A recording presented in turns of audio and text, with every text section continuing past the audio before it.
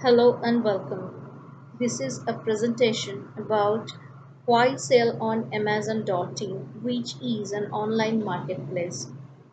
And marketplace is just like a mall, a shopping plaza, or a bazaar where one have a space for the shop or the store and sell from that location. So here is the difference that instead of physical store, Amazon or physical malls or physical bazaars, Amazon.in is working online. This is in a virtual space. So obviously placing things there, placing items of sale there and displaying them and selling them is different from selling those in physical locations by physical means. So this video is an attempt to give you an idea how selling happens at an online marketplace.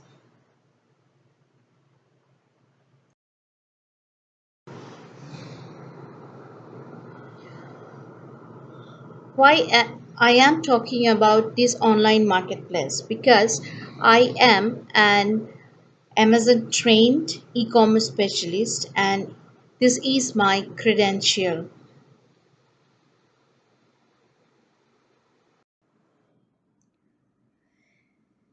This is little bit about who I am, what I have done so far for a living. I am currently trying to work as Amazon Trend e-commerce specialist, and I am a freelancer as tutor in couple of tutoring websites and for a few translation services.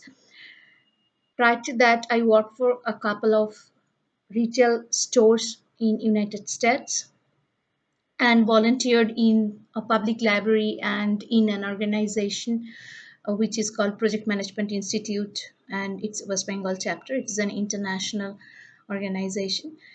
Prior to that, I worked in capacity of Deputy Assistant Director of Consumer Affairs and Fair Business Practices under Government of West Bengal. Before that, I worked as Forest Ranger under Directorate of Forest Government of West Bengal. So this is all I have done for a living so far. Moving to the real set of information why I am sending this presentation to you.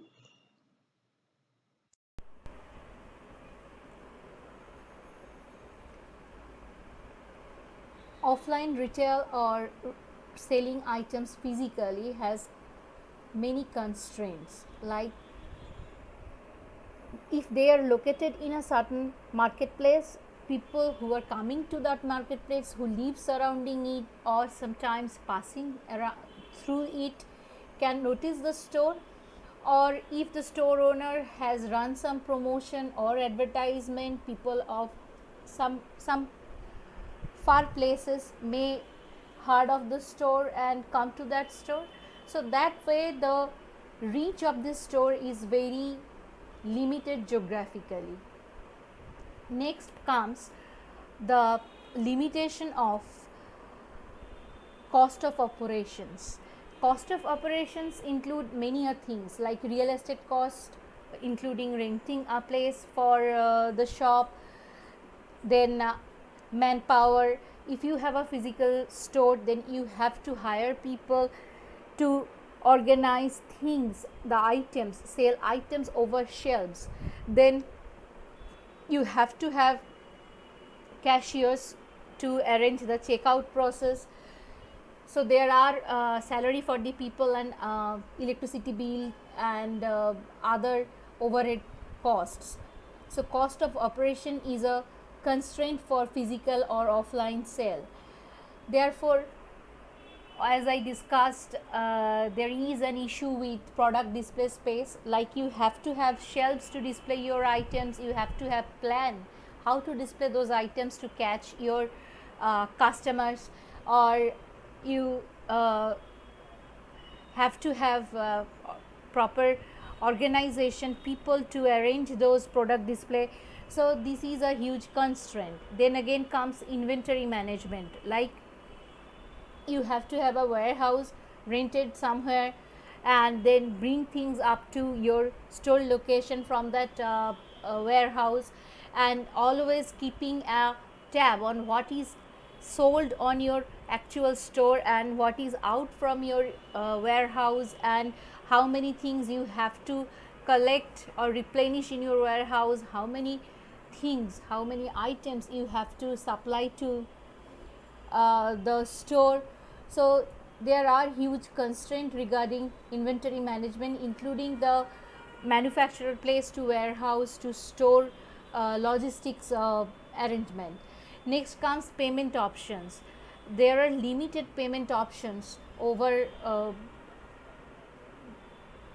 at your store, depending on the kind of business, the size of business you own. So, with discussing this constraint, I would request you to keep them in mind, and I would next try to explain how online sale can overcome all these constraints.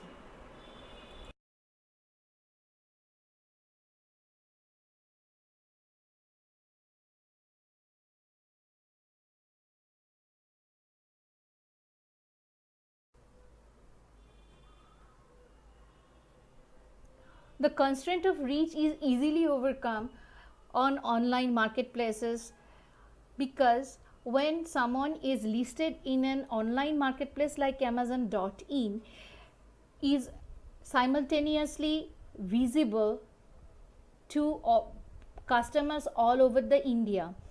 In a given point of time, people from Kashmir, people from Kanyakumari, people from Andhra Pradesh, people from Arunachal Pradesh, people from Rajasthan, people from Madhya Pradesh, like all over India, wherever there is internet connectivity, can see the product listed in on the website.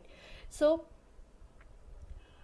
the seller not even bearing any rent, any cost of rent for a place to set up an outlet or a showroom or a store, can have a store and display item throughout any cities, any places, any villages of India. So that's the benefit. That's how online marketplace overcomes the constraint of reach.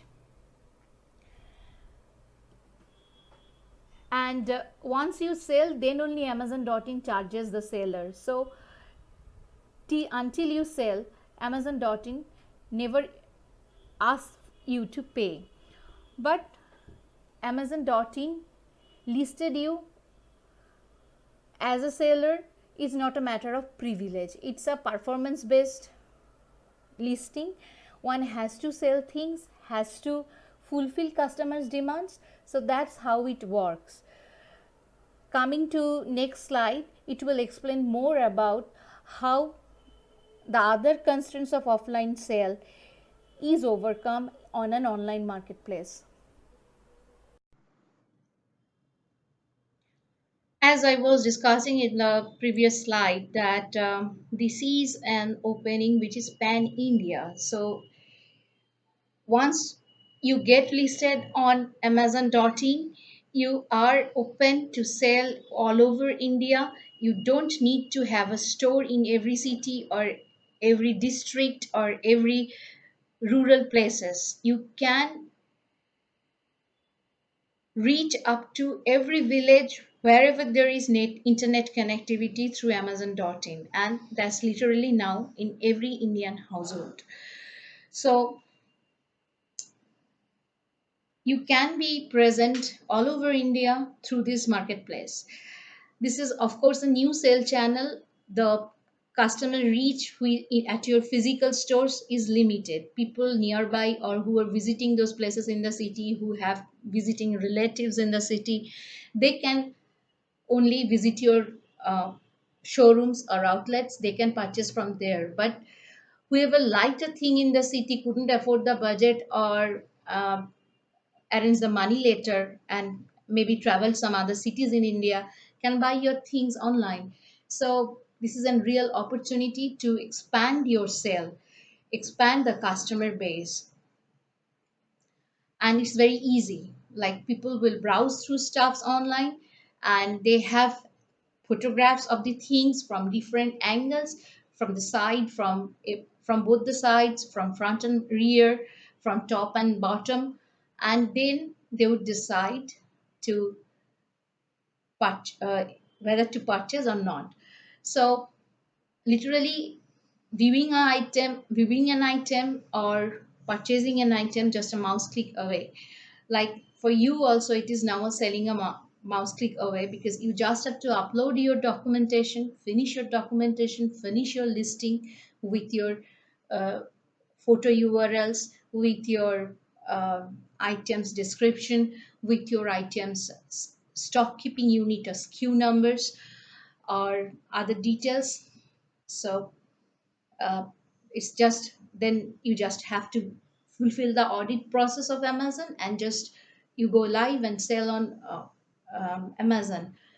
So dep- and also I would repeat that depending on your performance, like how many sellers are visiting your pages, and from where the basic search for your products originated, you can be promoted to a global platform. It's a huge opportunity of being a global brand. So you have, where you have to consider attentively that whether to be on online marketplace or not.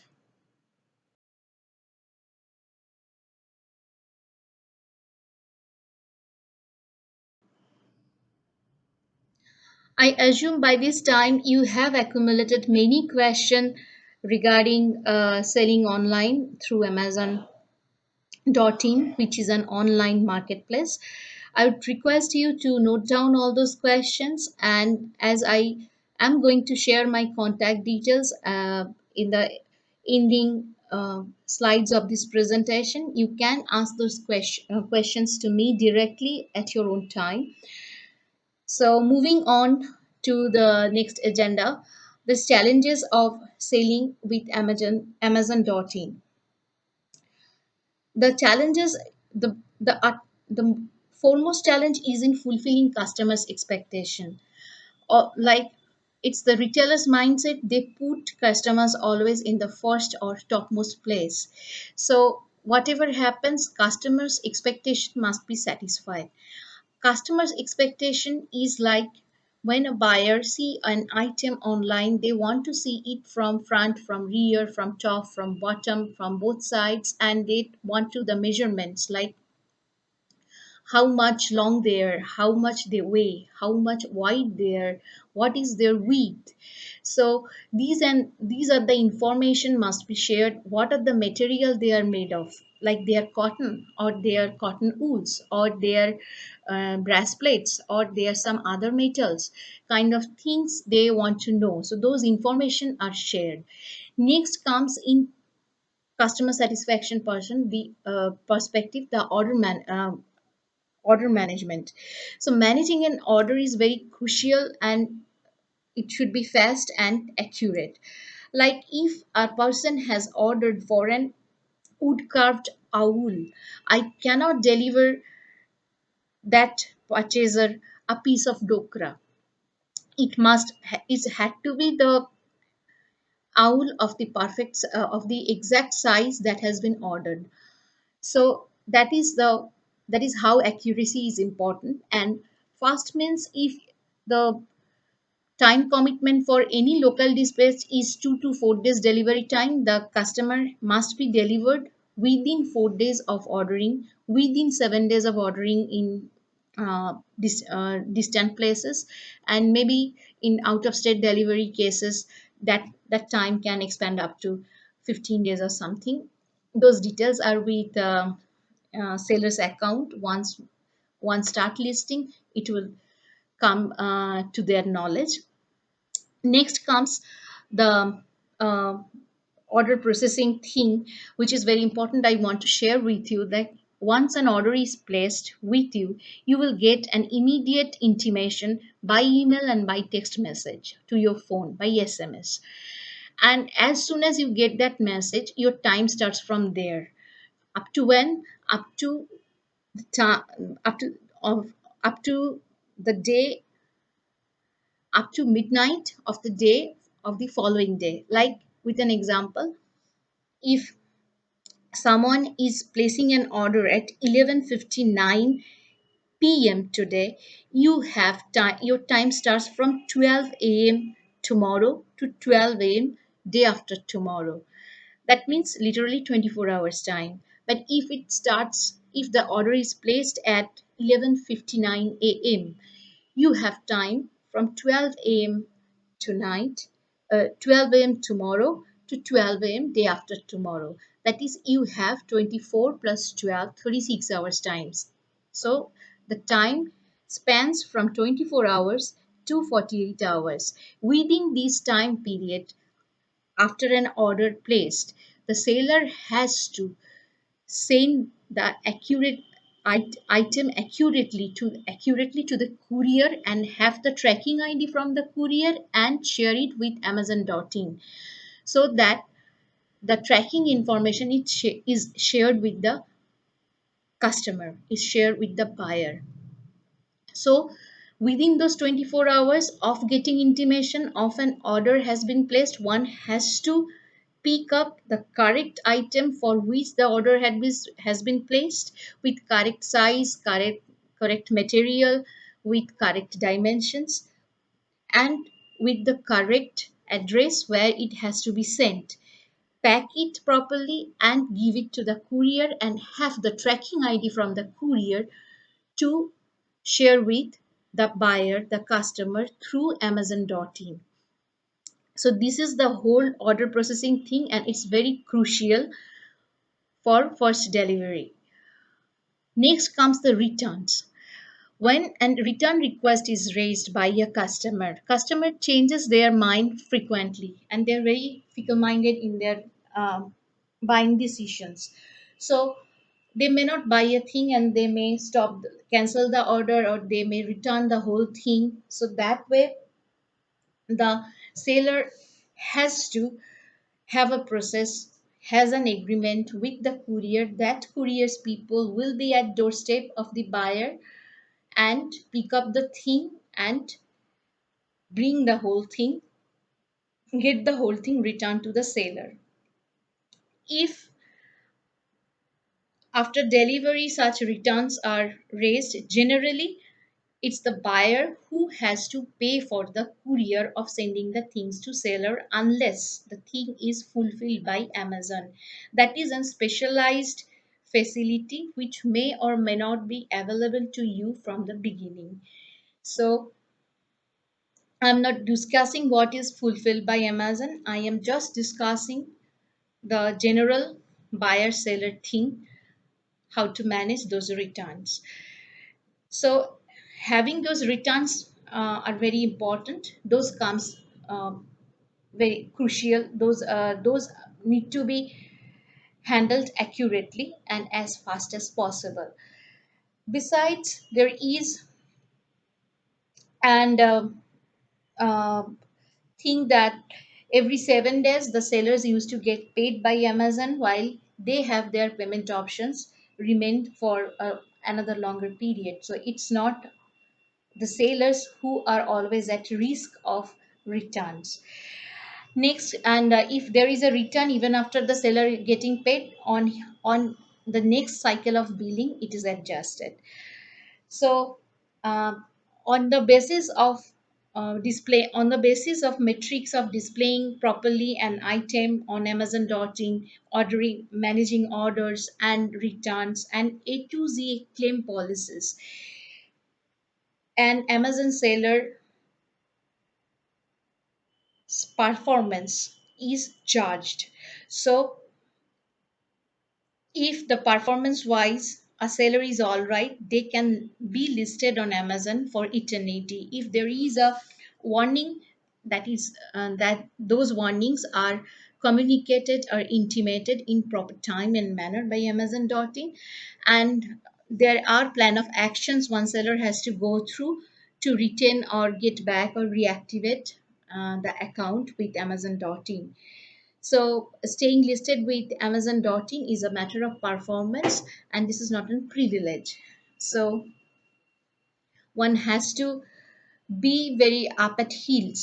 If you are willing to be listed at Amazon.in, you have to fulfill customer expectation with respect to displaying an item, with respect to fast and accurate order management, with respect to managing returns. So that's how one manages an Amazon seller account.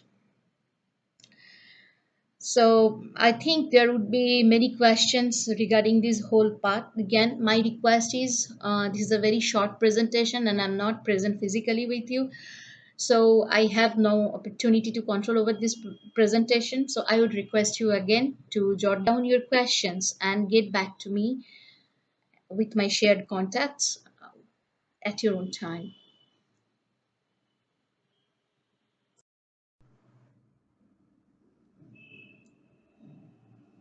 Again, I assume that you are thinking that you need someone to wade you through this water of troubled water or critical uh, waves of listing in Amazon.in. So that's where comes my role as an Amazon trained e-commerce specialist, and I can help you with getting listed as a seller on Amazon.in. I can help you list your items, including your SKU management, SKU or SKU, stock keeping units, which are the item descriptions, how you call your item, like সবুজ রঙের ধনেখালি শাড়ি কি লাল রঙের খড়কে ডুরে তাঁত কি কস্তাপাড় আহ, ফুলিয়ার তাঁত কি ফরাসডাঙ্গার গামছা uh, kind of thing. So these are the SKUs and managing them, like if there is a t-shirt or say salwar suit, uh, the particular item uh, of the same color may have three sizes. So the color variation is the parent SKU variation, and then sizes would be the child. So the items would be counted like that. The other sizes are not other SKU, but the parent SKU is the countable SKU kind of thing. So these are the nitty gritties of listing on Amazon.in. So I can help you through all these nitty gritties. Besides, they are helping you to manage your order cycle. Like as you get a notification, how fast you have to actually arrange for shipping and accurately, and when to print the label, where to put the label, and how to send it uh, to the exact direction, exact address. These things comes in order cycle, so I can help you manage with that. And if you are not conversant with doing the passing those things from a person in front of computer to a person working at an warehouse, I can help you through the computer end, and the physical responsibility is always with you, because you choose the courier, you are the seller, registered seller. So you have to dispatch the thing responsibly and pass on the tracking ID before expiration of your 24 to 48 hours limitation to me, so that I can update that with Amazon, your Amazon account. So that way I can help you with your whole uh, holistic account management. Besides, if you want that, not me, but you have your own people, own personnel to manage those accounts, and you have pretty competent people to do those things, so I can be a trainer to them. And or if you want me to manage your account, I can do also that for you too. So, and so I can help you to manage A to Z claims. A to Z claims comes in form, like if someone brought any water purifier from Amazon.in and claims that uh, he got on gastritis drinking from that purifier. If it's the Amazon's and sellers duty to board those burden of claims, and most of the time the seller has to notify Amazon why the seller is not responsible in this claim, in this part of in this kind of claim, why that does fits the seller's scope of satisfying the customer, and most of the time they get away with these things. But they has to respond in time, so that Amazon dotting can take timely actions, and they cannot default on responding on time. So generally they are given 24 hours time period, and within that period the seller has to respond why they are not part of A to Z claim, or if they are, how much, what percentage of claim uh, are on them. So those kind of arguments can be made, and those are A to Z claims. So I can help you with and train you manage, also help you manage those claims, train you how to manage those claims, and let you know more about these claims, and creating plan of action. This is important because Amazon listing is a performance based listing. So one maybe get unlisted because of the bad customer satisfaction, maybe bad customer treatment, maybe dissatisfactory, maybe dissatisfaction of customers.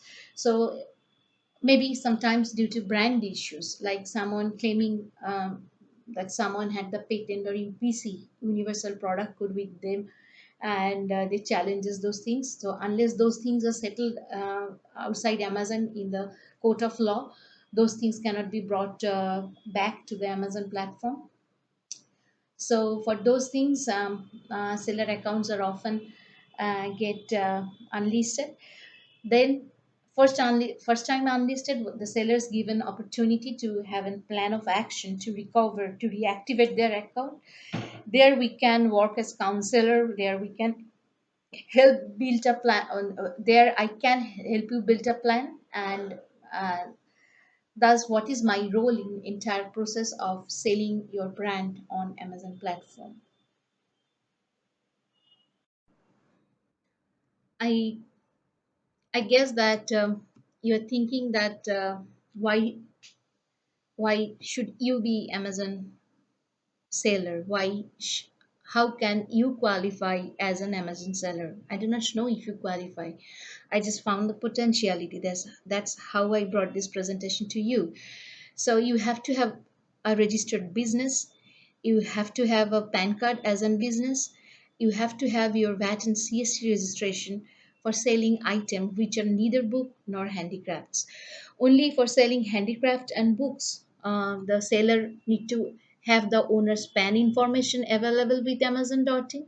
Otherwise, if they are selling the stitch clothes, the uh, handbags, not the handicraft kind of handbags, but the manufactured luggages. In those sections, they may have to have they have to have the VAT and CST registration. So these are the prerequisites, and this is where you are sharp at making your decision whether to sell at Amazon or not to sell.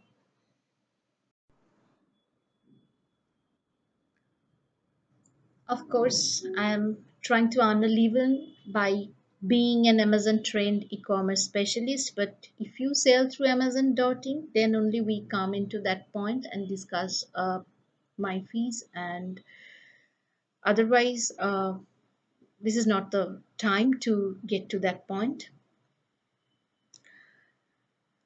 So, moving on to next slide.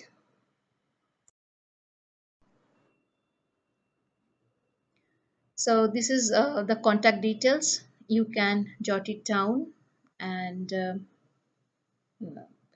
I have my email shared with you, which is smukherjee.cafbp, all in small letters or in lowercase letters, at gmail.com, and my phone number 9748064163.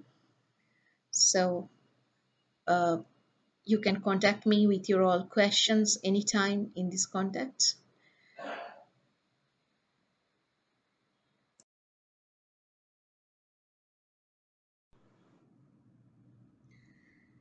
Hence, here I finish my presentation. Looking forward to working with you. Thank you for your time.